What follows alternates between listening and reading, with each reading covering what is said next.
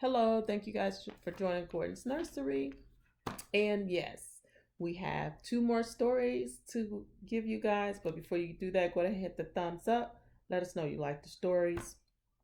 And we're going to get started, right? So tonight, before we get started, we have baby girl here. Um, we don't know her name yet, but she's here and she's excited. She's smiling. And we're going to go ahead and start the stories. But before I start these stories, what do we need to do? I need to recap. So before I recap, I'm going to, what I'll do is this time, I think I'm just going to recap on the last two stories. So I'll do that. And that way, you guys can go back and check the other videos out if you want to know about the other ones. So that sounds fair. So the last two people we read before this story was Ellen Baker. She was a civil rights activist. And we had James Baldwin, a novelist playwright, right? So I'm just going to go ahead with that. You guys can go back and look at that information. And I figured this is how we can do that. So if you want to know anything about those guys, go ahead and look at the other videos and you'll get some information on there. Tonight we're going to read upon, and I'm going to say this name. It sounds very French. It sounds like it's French, but I'm going to go ahead and say it is Jean-Michel Basquiat. He was an artist, all right? He was born in 1960 and he passed away in 1988. Now I'm going to go ahead and read the little story. And you know what? I didn't show the pictures in the last video. So I guess I can show the pictures in this video. But I'll go ahead with the story right now. So 8 short years, that's how long it took Jean-Michel Basquiat to secure his legacy as a great artist. So what does that say for you guys? You guys can do that too. Start drawing. You can do the exact same thing that this guy has done. Now listen up. I don't mean to go out there and just start writing on buildings. I don't want y'all to get in trouble, but listen to the story about this guy. He died at the age of 27 for a drug overdose. So you guys don't need to be doing that kind of stuff. So therefore, you know that's bad. So don't do that. All right? Now, leaving behind paintings, drawings, and notebooks, many of which explored American punk and hip hop, the urban plight of African Americans, jazz, and the nature of fame during the 1980s. Born to Haitian father and a Puerto Rican mother, Basquiat dropped out of high school and started doing graffiti art on New York City's Lower East Side. He was handsome, fashionable, and famously eccentric. The drawing in Basquiat's best-known pieces may look primitive, but the images are complex and sophisticated. While his worldview was undeniably black urban and hyper-masculine, his bold technique featuring splashes of paint was influenced by modern abstracts masters Jackson Pollock and C.Y. Tobey. But there is also a connection to early 20th century African American greats such as Romare Burden and Jacob Lawrence. As influential as Basquiat is, most of his work is privately owned, and few museums have any of his best known pieces. His paintings attracted oh, I can't get that word. Strasophiria. Ooh, I can't get that word, you guys. Y'all gonna have to forgive me. I'm gonna have to pass that one up.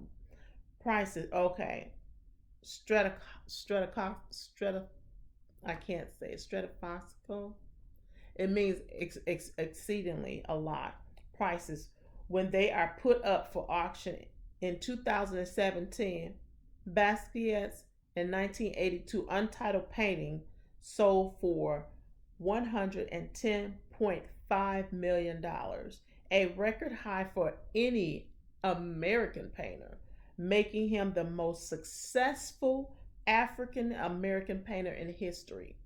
Celebrities collect his work, and an entire generation of hip hop artists, Kanye West, Jay-Z, Lil Wayne, Killer Mike, Rick Ross, and J. Cole have name checked Basquiat.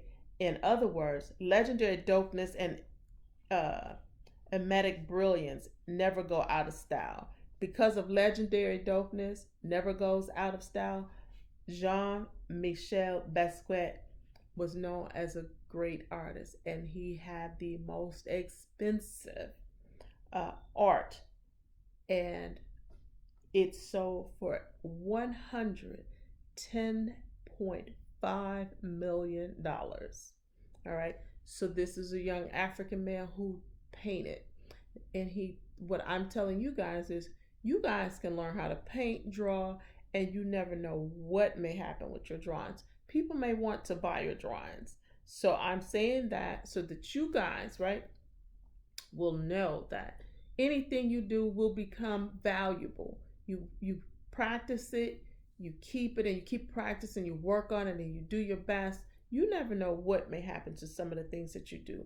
Drawing, reading, writing, speaking, you can go very far because you have skills.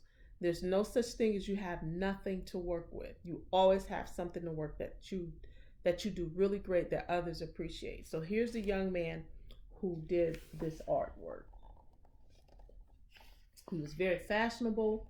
He liked to dress well, and they said he was a very handsome guy. He looked good, and he also painted very well. All right, but unfortunately, he passed away at a young age. Okay, so you guys understand that you have to take care of yourself. You have to be healthy. All right, you got to take care. You got to do the right thing.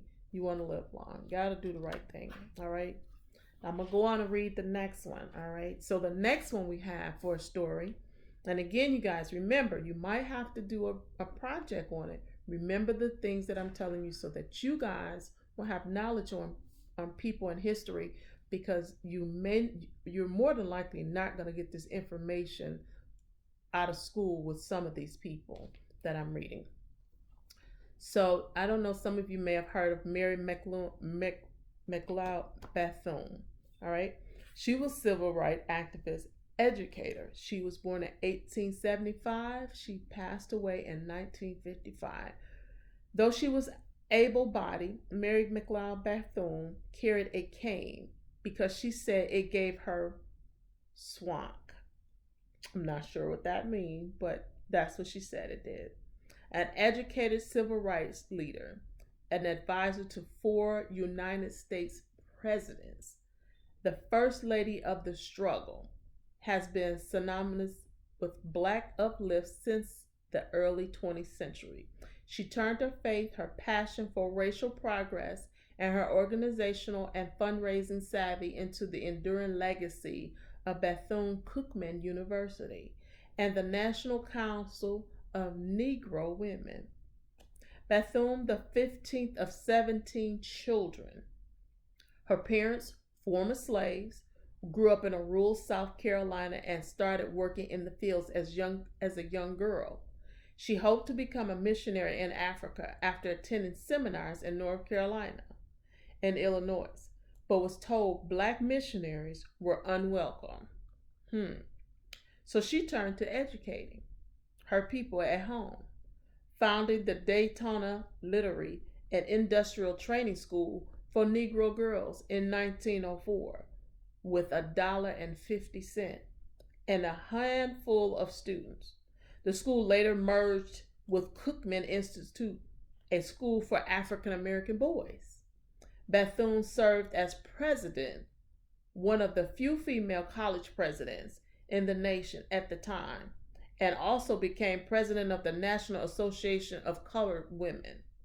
A decade later, I don't know what happened, but I'm going to go on. A decade later, Bethune found the influential National Council of Negro Women.